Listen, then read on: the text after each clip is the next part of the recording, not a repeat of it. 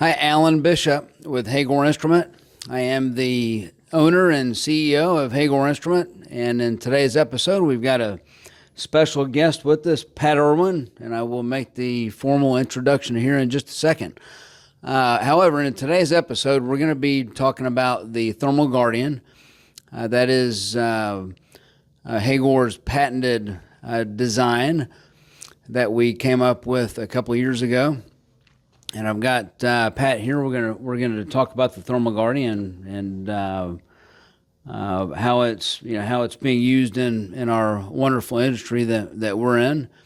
And I'll take this time to introduce Pat Irwin. He is the Gulf Coast Director of Sales for Techstar. Techstar is one of our local distributors and reps here. However, they are throughout the whole U.S. Pretty around 22 states. Yeah, yes. Pretty much. So 22 states. We'll go ahead and say that's almost the entire U.S. It's a good chunk. Yeah. So anyway, but so Pat's well known throughout the industry. Been in the industry for quite a while. I've known him for 15, 20 years now.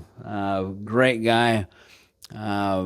He's well versed in the entire industry, really, and has specialized in instrumentation and different parts of instrumentation used in our industry. So, with that said, I wanted to kind of give you a second to introduce yourself and tell us a little bit about you and Techstar. Then we'll get going. Well, thank you, Alan. Honored to be here, and this is an exciting opportunity. I actually run two roles. My biggest role within Techstar is I'm a subject matter expert. I've been involved with instrumentation since the early 80s. You hit a fork in the road to where you go sometimes to control systems or instrumentation. I've stayed that instrumentation my whole path. And then within that, you get a specialty, and my specialty is pressure. And I've enjoyed it. I like the aspect of all the plumbing around it, what's involved in that. Techstar is a Gulf Coast-based company here in Deer Park, Texas. We are one of the largest reps in the country.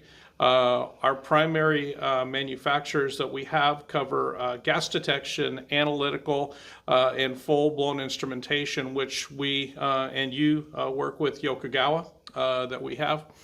And also we're well-rounded from the standpoint of taking care of the customer. We have one of the largest service groups within the Gulf Coast area. They're fully trained on all technologies, all manufacturers. So we can help in any way, and then also training. Full circle, we can do full training for customers all the way from maybe a first-time person exposed to instrumentation all the way through advanced classes. We have what we call the unit in Deer Park, which is a full-blown multi-tank miniature process control system that's integrated with full control, so we can show all aspects of it.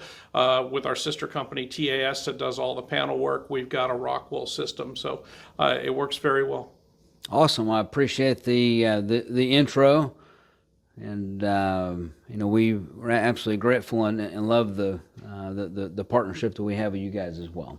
Likewise. So I want to take just a minute to kind of talk about the Thermal Guardian and how it was come up with, and we will put a link on this video.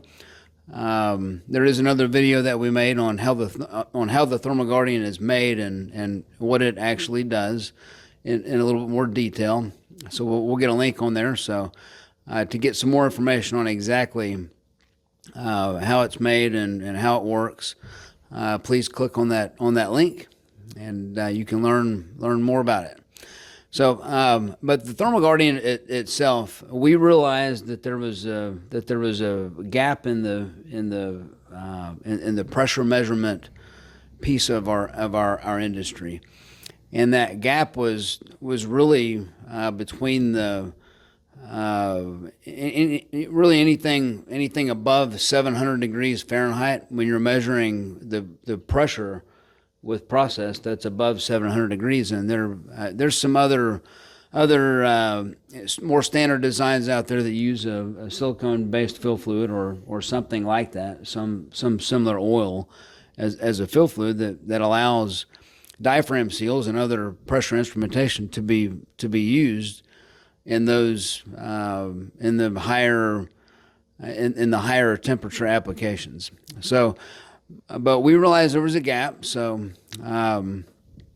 we invented this new invention, our thermal guardian, and what makes it unique is the fact that it uses a liquid metal in it as opposed to a standard oil-based fill fluid. And we've got a couple here sitting on the table here in front of us, but it also has the other unique part of it is the design with the cooling fins on it. So the cooling fins are there for a reason. It is made to dissipate heat, and it does it extremely well. I think that in conjunction with the liquid metal in there, it certainly dissipates the heat. It does a real good job with it. So essentially all that heat is dissipated before it gets to that secondary diaphragm barrier in there. So we really designed that to fill that gap in our industry. We noticed that there was a pretty substantial gap in our industry with that. So it goes very well with our diaphragm seals. Some of our uniques that we look at for Haygor that we focus on delivery and quality and innovation. And the innovation piece, the Thermal Guardian is by far one of the most innovative designs, and we're going to continue doing that for the industry and continue. We don't want to just be the expert in just diaphragm seals, but overall the whole diaphragm seal design and what we can continue to add to the industry and add value to the industry with diaphragm seals themselves. So that being said, that's a little bit about the Thermal Guardian, and that's what today's episode is mainly going to be about. And we are really happy to have Pat Irwin here with us, our guest today, and I've got some questions to ask him, and we're going to go ahead and get going. So, Pat, tell us what excites you about introducing new technology like this to your customers? Yeah, I think one of the key things customers are looking for in this day and age is a trusted advisor. And when we go in, we try to identify pain points, as we refer to it, on the sales side. And when you go in and you talk about level, Techstar prides themselves on being one of the best at level overall. And we come in and we want to create solutions. So when we come in and we find the pain points, we try to find the best solution. And the exciting part is when you go to somebody where you know that you're going where they're having problems and they thought that they've hit a dead end in the case of a remote seal to where they've maxed out on the capability of it, we come in with the Thermal Guardian and say we're taking it to the next level. And what we're doing is showing them that we're taking them from a maximum temperature of about 750 Fahrenheit, that we can get them up to 1200 Fahrenheit. And immediately, just within that statement, it starts a dialogue and it gets them very interested on how that solution's created. Yeah, we've seen that as well, and we share the same focus that Techstar does, and we're really focused on how do we add that value to the end user out there, right? So we certainly share that. In our industry, whether it be petrochemical, oil and gas, or chemical processing facilities, right, or refineries. What kind of trends are you seeing right now in those industries, in these industries that we're in these markets? So a couple areas we're seeing, obviously you have newer technologies or advanced technologies that are going in for level measurements. And a lot of the times the customer looks at DP measurement as some of the areas of concern they've had in the past. Heat, hydrogen, you get into other areas. But when we come in with these solutions, it puts them back on track, because it's not that easy to just go in and replace a remote seal technology. You've got flanges on a vessel. You're basically penetrating into that tank via those flanges, to where some of these alternate technologies are not going to use those access points. And so if we can go in with the exact install and be able to give them the replacement that's actually going to perform in those challenging conditions, in this case, high temperature, this is where we come in, and it simplifies everything. Your wires are landed at a certain point for the device. You can go in with a direct replacement from the standpoint of the install, but from the technology, it's advanced technology to improve the measurement. Yeah, it certainly makes the install a whole lot easier. Yes. When it just mounts, right in place Yeah. of something older that, frankly speaking, is probably not as accurate. Yeah. So, Well, the other trend we see too is electronic remote seals. I've worked with them very closely. They have a limit. There's no doubt about it. But what I see is down the road, you'll see more of those, and you will always have seals attached to them, because all they're doing is creating the elimination of a capillary. But you have to be very, very careful with them. They're very susceptible to static pressure. And so I recommend to anybody that if you're going to do it, use sizing programs that manufacturers provide, because at the end of the day, with the solutions that you're creating, we're eliminating a lot of those errors that occurred in the previous technology of remote seals, to where the electronic remote seal tried to come in and replace it, when in fact, again, you get into these processes with high pressures, they won't work. So this is why this technology is so exciting, because we can go in with a true remote seal balance system and install it and solve the problem. yeah, I agree with with those ERS systems out there. It's almost like they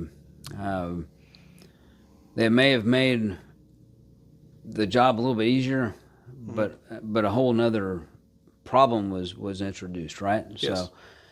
So, solving that problem, that's a whole different ball of wax. All I But, can say is be very careful when you work with one, and do this. Use the sizing program, and use what the manufacturer recommends from their sizing program. Yeah, I agree. There's some nuances with it that frankly speaking, I think most people are not aware of. So, But again, at the same time, if you do get one that works, the technology you and I are talking about today is fully adaptable to That's right. that technology also. yeah, and that's we've done many installs like that. So, with those ERS systems. So, from your perspective, what are some of the challenges in the field that the Thermal Guardian solves? I think the biggest thing is your temperature. Where historically, companies, let's just take refining in general, in the coking area or anything that's very hot, they know that there's a life cycle on an existing device that's in there that has typically an oil, and those oils max out about 750. You're pushing them at about 800. But what happens? Then you start boiling the fill fluid. You get what we refer to in this business as the jiffy pop effect, where it will deform the diaphragm. Then you lose your measurement. There's significant errors. So what they do is they try to eliminate that by scheduling it, whether it be during outages or whatever, and they will just replace that or get it repaired depending on the severity of it, to where the Thermal Guardian is doubling, tripling. We don't even know yet. It could be quadrupling the life of that in that service. And that's what we're seeing right now, is they're putting these in, and they're already seeing that they've already seen extended life out of it just in daily performance of the device operating, where historically they have scheduled earlier, just true to past failures, scheduling and repairing or replacing a unit that's got a oil fill system in it. That brings up a pretty interesting point with the liquid metal that's used in these, as opposed to standard oils that are used. You mentioned the jiffy pop effect, right? Yeah. When those one of the key things about this liquid metal is it doesn't have the expansion factor, right, like those oils do that cause that jiffy pop. Yeah. So it really does work pretty well, and I'm glad to hear that that they're seeing those kind of results, and that was really what the end goal was.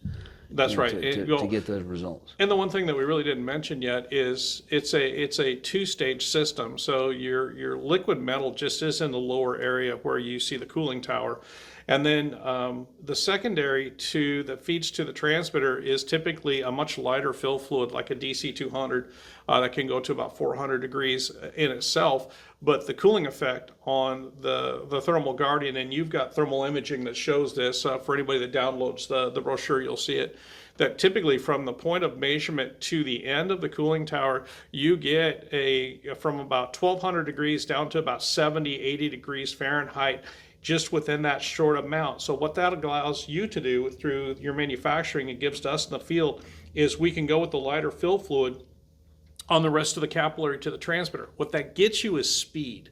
Because when you go with heavier fluids of the past, you slow down on your response time, especially if the weather gets cold, depending on which climate you're in. But at the end of the day, by doing this, you're not sacrificing anything. You're gaining. You're gaining that temperature measurement, and you are getting the speed to the if not probably better performance if you used only single fill in one leg with a heavier fluid. So that's what really we've liked about it, is there's no loss of performance, and if anything, it betters the performance of the product. Yeah, appreciate that. So with new technology like this, there's always that first impression, and you never know what that first impression is going to be. What was your first impression? Show me. Really it was. Because I've been around seals my whole career. I've seen the limits of them, and when you came to me and said, I've got something that can get over 1,000 degrees, we talked loosely back then, I was really interested because I knew the oils couldn't get there. So it's like, okay, what does Alan have up his sleeve, right?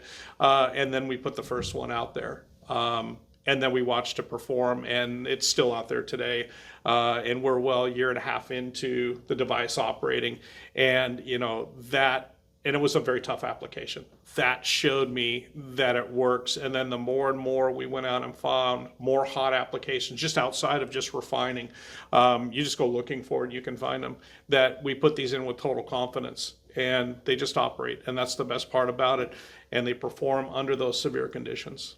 What are some of the other applications that you've seen it used in, and or maybe even future applications? As our industry and our chemical plants, one of the gaps that I noticed when I designed this very unique apparatus, if you will, it was the gap, not just the gap that we currently have, but it was the future gap, right?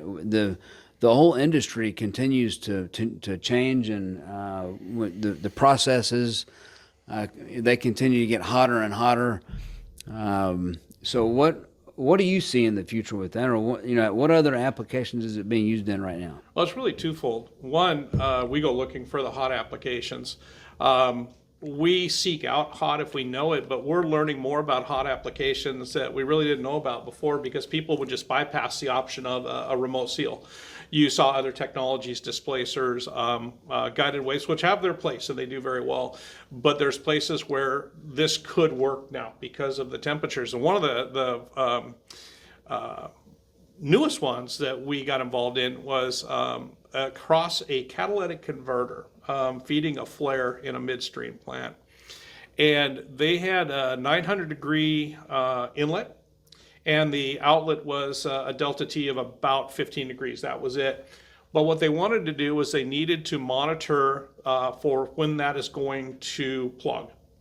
So we went in and put a thermal guardian. We did two things with it. We put a thermal guardian on it, but also it was acting like a filter measurement, so it was zero based, right? Right.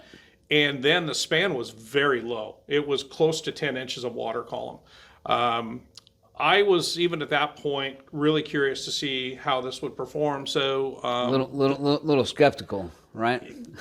Cautiously optimistic. And the best part about it was I came in the morning that your team was filling it. It was early in the morning. I came in, called a pseudo FAT, but I came in and witnessed it. And I watched them put it on the calibrator that you have out here. We had it communicating via heart. We looked at multiple means of looking at it, and we ran it up and down. And what really surprised me was the speed of response on such a small span with the liquid metal in there.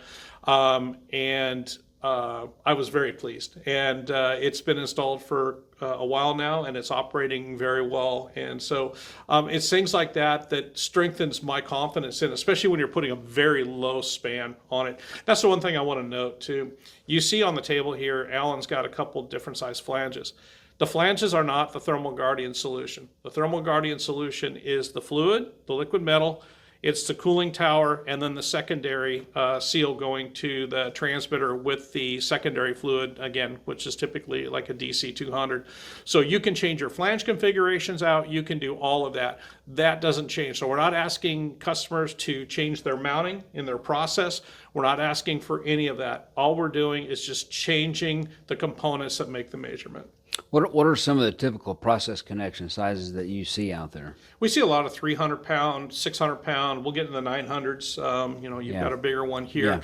But down here in the Gulf Coast, that's typically what we'll see, 2 and 4 inch. But an example on the catalytic converter, we actually had you guys build a lower housing on it, and it adapted to a 3/4 inch NPT connection on the inlet and the outlet. So we can adapt to because it's not the Thermal Guardian is not dictating what the mounting is going to be. That's the customer requirements that we use through standard flanges. Yeah, it's actually not part of the diaphragm seal. Correct. We make any size diaphragm seal, in any process connection, but the Thermal Guardian, because it's its own unique component that more or less separates the diaphragm seal from the instrument. Yeah. That's what makes it unique to be able to use it at those high temperatures. Great. So how does it compare? How does the Thermal Guardian compare to what customers were using before? Again, it was you were limited by your fills. Companies over the years have tried blends. They've tried to blend fluids. They've tried fills, and sometimes you just get to a maximum, and that's typically where a mindset of a customer, that especially if you've got a very good engineer in a plant that knows his unit that he's in charge of, will know the limitations of the measurement and the technology that's associated with making that measurement. And what we're doing is we're sort of pulling them back and saying where you passed up, but in your mind where you saw that temperature and you're going to a different technology, this reopens their mind to saying, hey, is this maybe the route to go? And that's why I said it starts the discussion. And that's what we do. The one thing that we get challenged on, and it's not a major challenge, is they want to know more about the Gallistan. Right. And so what you've done and you keep on file for anybody to have access to is the hazmat. So what we do is when we talk about it, we give them the hazardous material certificate on it. And to this day, we have yet to have one customer have it rejected by the chemist within the plant, saying that it's incompatible. So that's more of a curiosity. And also, you really get these engineers interested when you're telling them you can get to 1200 degrees with it. Yeah, no, that piques some interest right there. Yeah. You're right. They get the MSDS for it, and yes, I think they're expecting some sort of oil, right? Some sort of chemical, and really it's not even an MSDS. It's a spec sheet on metal, yeah. Yes, right? That's exactly what it is. Yes. Because that's what it actually is. It actually is metal. So yes. Yeah, we carry any of the guys that work for us, they carry that with them. They've got a package that I give them to carry, and what they do is they've got the information on it, and then right in front of the customer at the same time say, here's the information on it. So if anybody's curious about what it's made of, here it is. So we don't even mess around with it. It's right there in front of them. Yeah, good. And if anybody needs that information, that's on our website as well. So can you share any early customer feedback, success stories that y'all have seen the Thermal Guardian used in? Yeah, I think one in particular, we've got some refining applications. We have one customer that historically saw replacement of high temp units. They scheduled them on a regular basis, and it was it was during a turnaround. So I don't want you to think it was a process upset and emergency shutdown. What it was, they had them scheduled. what they've found is with the Thermal Guardian and the couple applications that they're using right now, that they've actually generated a case study because they've already exceeded the longevity of the previous. And what they're doing is they are looking at it to possibly put this into their corporate system under these certain measurements and make this as a recommended for that, because it is outlasting any of the previous or I shouldn't say technologies, the previous remote seals and fills that they've had, depending on the manufacturer. The previous designs. Yes, right? exactly. Yeah, And again, yeah. the oil-filled Yeah. system. So I think that's probably the one of the best ones. And success breeds success, right? And this has only been out for a couple of years, but already it's showing its value, and that's what we're seeing. Yeah, good. So from a sales perspective, right? How does Techstar approach getting this, introducing new technology like this to the market? What has y'all's approach been with it? So the first thing we do is we try to identify where in the plant these are utilized. And then what we do is through the relationships, we go to the engineering groups, the procurement groups that are, especially down here in the Gulf, our plants down here are very large. So you pretty much have them segmented out within groups. And so you go into the groups to where they will see the value of it. I'm not going to go into wastewater and try to present the Thermal Guardian. We're going to go where the hot processes are, and again, you try to find the pain points and start the discussion. When y'all start that discussion, what is that discussion like? How do y'all? I suppose y'all start by educating them on the actual product and what it is. Yeah. What is that like? Yeah. So really, what it is the first thing is you discuss with them and get on a common ground of what they currently use. So you have to know that. Then you create the discussion of the differentiator and you talk about it. Typically, the first thing that's one of the biggest impact points is your thermal imaging picture that you've got. That's worth so much because it really makes a statement where you show that you're about 1200 degrees at process, and you show the thermal imaging where it's at the top of the cooling tower at 70 degrees. That in itself gets an interest from somebody that you can dissipate the heat in such a short period, literally by length, and then be able to continue the measurement with a more favorable fill fluid to get the speed and performance out of it. We've talked about a story that you told me before when you were out there, and I think you went to grab one. Put your leather gloves on, went to grab one, and what was that experience like? Yeah, so we were out in the field, and by the way, I had permission to do this, and we did this in the most safest way.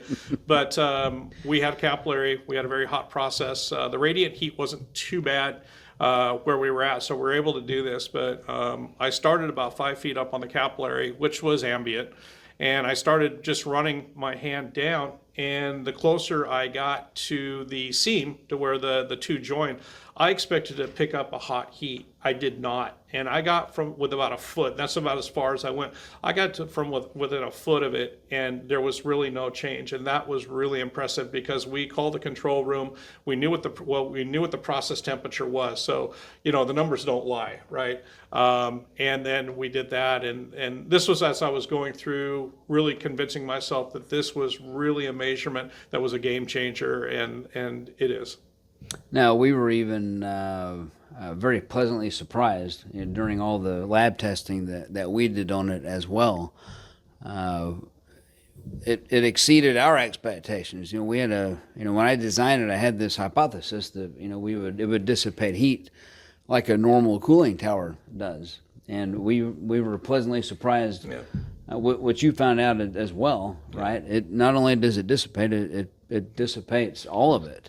Over the short distance there, and it was designed to do that, but it really did. We were pleasantly surprised that it dissipated all of it. We didn't expect that, but it's pretty phenomenal. What it does too, and by the way, hats off to your engineers here because they're wonderful to work with, and we work together. The first thing you do is you get the ISA data sheet, and what you learn off of that is your last refinery down here in the Gulf of a true refinery built was in the late mid 70s. You've got, obviously, you have new units that have expanded, but most of these refineries were built, back then. And so you had a couple evolutions of the technology. And one of the things that they tried to address it and try to keep it consistent from a measurement was heat tracing. And we get so many of the ISA data sheets from the older technologies that have the heat tracing. And when we can go to them and show them how you don't need it now because of exactly what we just talked about, it's really an interest, because that's just one more function you're trying to control. Running heat trace, you've got heat trace controllers out there. By eliminating that, it really generates an interest of saying this really does work, and I can eliminate other areas that I needed to address to try to get it to be consistent with the measurement. Because we all know that if you don't do that, your level transmitter can turn into a temperature transmitter, and that's the last thing you want. That's exactly right. We talked about adding that value, and I think that's a value that it certainly adds, and that's easy for your team to educate them on. If you don't need heat tracing, that certainly makes life easier, and that's some of the value that both of us really try to focus on. Sometimes adding that value is what can we eliminate to make someone's life easier, Right. Whether it be heat tracing or something else. And that's how we look at adding that value. When they do their turnarounds, if you don't have to remove heat tracing off of it, then that certainly makes life easier from that standpoint as well. So what are some of the common objections that you get from your customers out there when you introduce the Thermal Guardian? How do you address those objections? I think the biggest one is, and we've already talked about it, is what's this liquid metal? Once we get them the information, like I said, we typically carry it with us, and they get feedback from whatever group it is that they had to submit it to if they had to. Then it's continued conversation on how we can make the measurement. The other is, how long is it going to take to get one of these? Okay, this is really great, but it's just a 20, 30 week delivery item. And when we tell them that we can crack these things out in 5 to 10 working days, they sort of stop in their tracks. They go, "You're serious?" The answer is yes, we can. And that, probably those are the two biggest ones, is when they see something special like this, they think it's long delivery, and the other some materials that are in it. Because again, otherwise it's just a regular remote seal system. And that's the thing that people need to understand. Other than that, there's nothing else special about it. It mounts the same way, attaches the same way, but you're exactly right. So good. I appreciate that. So the training piece of it, when your team goes out there, you're training, educating. What role does Techstar play in that? Oh yeah, and we have probably one of the largest amount of service techs that have average tenure within within Techstar of 10 to 15 years, well versed in all level technologies. So we can take the training to the field, but we also have classes that we run every week at our facility we call it the unit, to where we go in and we can simulate levels. We show how to calibrate remote seal transmitters, what to look out for, in our vessels, for example. We've got agitation to show what's in it. We try to show as close as we can to what a plant typically will have. We don't have everything, but we're pretty close. Just general training in the shops for the guys to bring them up to speed, because also, different manufacturers of their devices that are attached to this have different capabilities of how to calibrate too. And, we've got a couple really unique capabilities within ours. We use that. But at the end of the day, we are agnostic to what brand they have. If they come in, we do understand that they have other manufacturers. So we try to keep it very level playing field and give them the basics, and then we will go into the details if we have to. And that's the value, and that's how I think our training is one of the top down here in the Gulf. Excellent. I think you'll have a spot that's available for us to put one of these thermal guardians in your. Oh yes, in yeah, the- we've in- got in we've got a your spot unit, waiting right? for it on the tank. Well, We good. do. I think we can take care of that. There you go. Well, good. So, in the looking at the broader future of the industry, and we hit on it earlier, where do you see this technology in the future of diaphragm seals and instrumentation? I think we're going to find more and more applications of hot. You know, you had mentioned at the beginning of the cast that we're finding more and more processes are running hotter. We're finding, you know, who knows what these new technologies are going to be in when you get into renewables and when you get into recycling and you get into these. There's going to be incinerator applications. There's going to be different types. I think that's where it's going to open up to us. We've already seen some of those. Yeah, you're right. And again, you know, I think with the example I talked about the catalytic converter, it doesn't always have to be a liquid level. It can be across a filter. I'm measuring a delta, okay, delta P across a filter. So you have to keep that open mind. But if you get into a very, very hot process, that's where you can look at this, where, again, in the past, people overlooked it. They looked at something else. And, you know, the temperature is the game changer right there. Yeah. So before we wrap it up, is there anything that you'd like to say to our engineer friends out there, our plant managers, instrumentation specialists? Anything that you'd like to share about this that might help them out with the decision to move towards this? Yeah, I would say the biggest thing is download the data, look at it, but also look at your processes. Look at where you have failures or you have replacement programs in very, very hot areas. I would say anything. We started about 650. And the reason for that is we look at design. So again, we're very, very careful. We work with your engineers on this, and we review ISA data sheets because we look at design temperatures too. Operating's one thing, but you can exceed it. And a lot of times that's where your failures will occur. You may have a process upset.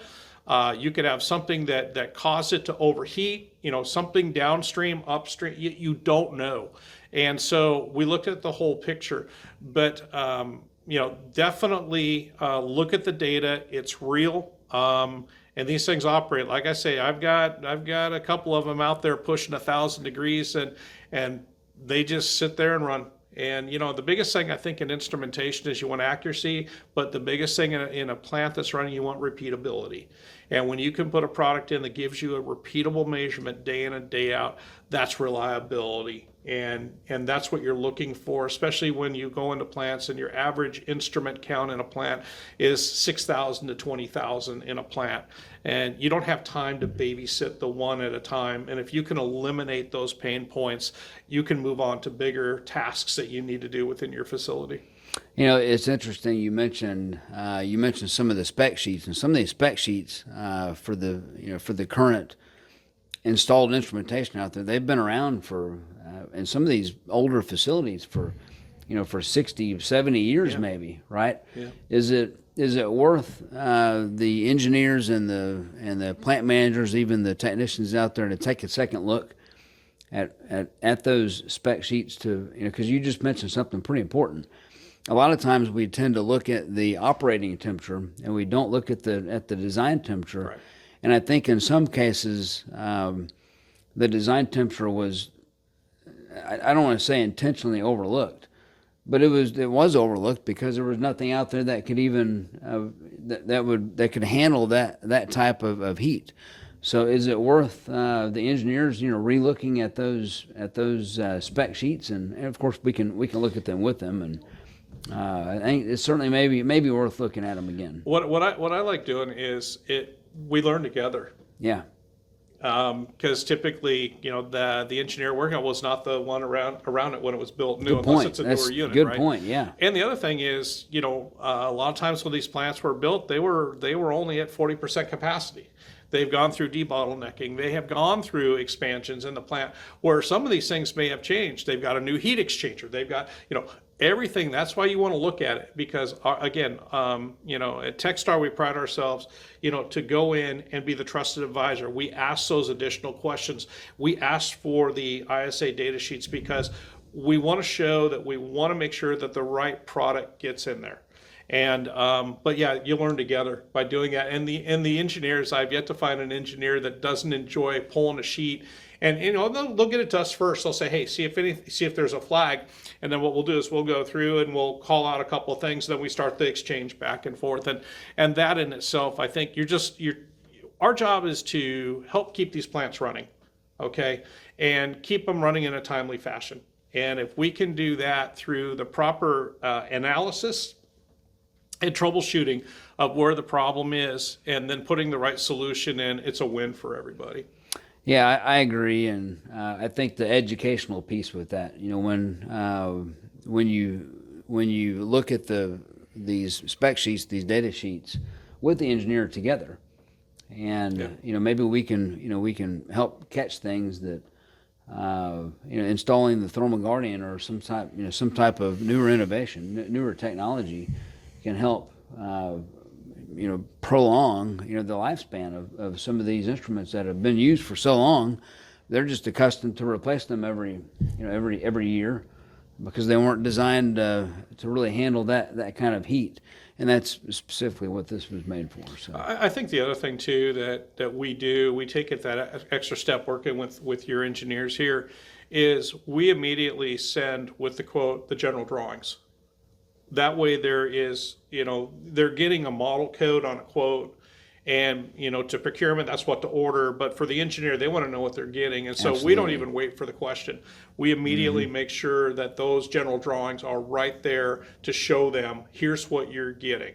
And it helps out a lot because they can look at it, and if they have any questions mechanically, they can go out in the field, reference that drawing, and you're saving phone calls, you're saving emails, you're doing a lot of it. We're trying to do that forthright and make sure they have as much information they can to make a decision to see if that's the right measurement. Cool, good. Yeah, I agree. We've seen the same thing, so good. Well, we want to wrap it up, and how can we find Techstar out there? What's y'all's website? Yep, our email address is techstar.com. Look us up. Our main office is based out of Deer Park, Texas. Well, cool. And you can find Haygor at haygor.com. You can also find us on LinkedIn, YouTube, Instagram, X, and if you still use Facebook, you can find us on Facebook as well. So anyhow, hope y'all enjoyed it, and if you're watching this on YouTube, subscribe to us. We're going to continue releasing educational videos. We want to continue educating our wonderful audience out there in the various industries that we serve in. Pat, I appreciate your time today. Yeah, thank you. Yep, enjoyed it.